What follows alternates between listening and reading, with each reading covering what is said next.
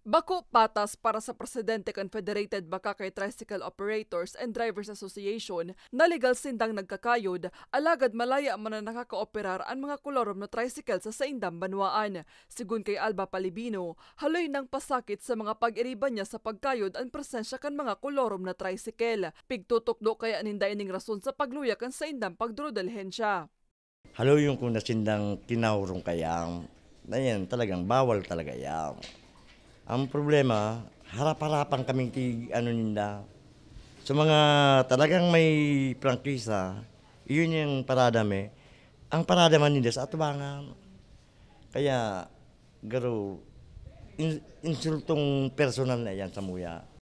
Ngani tawan kasimbagan ang mga arag-arag kan organisasyon, kasubagong aga, nagkaigbonin pag-urolay ang LGU Bakakay, LTO Tabaco asin ang nasabing organisasyon. Sigun naman kay Bakakay Municipal Vice Mayor Edsel Belieza, nasasabotan niya ang lado ni Palibino. Alagad, bako kasimbagan ang plano kan grupo na magkaigwan ng transport strike. Hulita dakula ang magiging epekto kaini sa mga commuter, arog sa mga estudyante asin mga nag-ooropisina.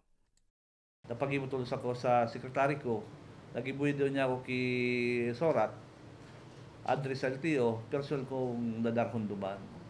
Kaya po, nakadigdiputulos sa LTO na maiwasan ko ang mga mangyaring strike. Nakulang akong pasalamat na saro lang na sa LTO, automatic yung action talaga. Sa ibong kaini, asigurasyon kan Vice Alkalde na igwasin ng pinagigibong lakdang kontra sa mga kolorom drivers. Siring kan pagdakop sa mga iligalista na masupaiguton paninda sa tabang kan iba pang ahensyas kan gobyerno. Alam mo, pinaka-general ko niya kung itong roliving ko niya, magkakaigwasin na ng operation ko ng mag-courtesy call sa Chief of Police para araminda. Sabi ni Presidente Casubago na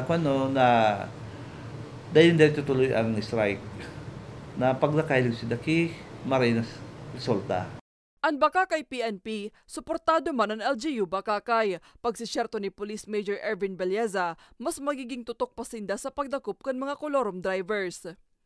Mas papahiguton ta pa kung anong mga implementation tang pwede pang i-implement. Tanganing ining complaint kan sa toyang mga kaiba sa TODA na sinda ang lehitimo na nagbabayad, nagtatao ki buwis, ki prangkisa digdi sa Bakakay is matugunan ta sa indang reklamo po.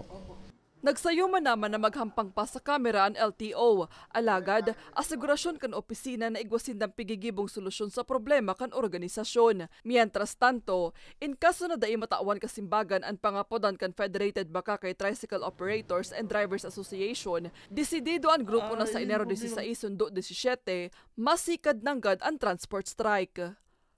Para sa mga baretang tatak, Bicol, Mariel Lorenzana.